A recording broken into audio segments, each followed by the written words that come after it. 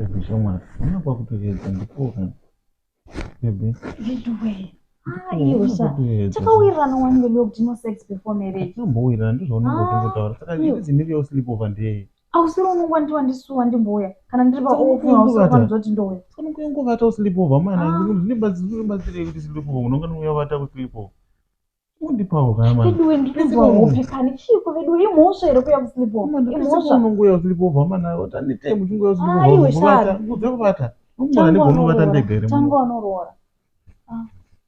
Harizi ndikuya ku sleepover ndei baba. Inini cha unapatoedza shamwari. Kutoedza kana kiki. Mana.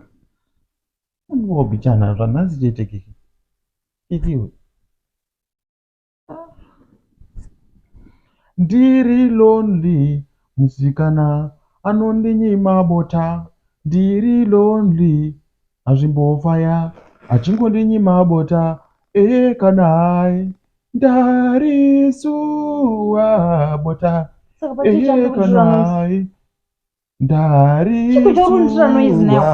Mwana wangu uye kuno kuzovata kashamwa. Ndobhadhira renti muno do you know that? Unguye kungovata kuno.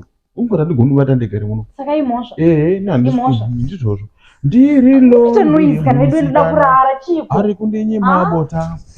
Kana ndarisuwa bota. Kana ndarisuwa bota. Ndasuwa bota. Ndasuwa bota. Ndakuenda. Unakupiwa kuenda.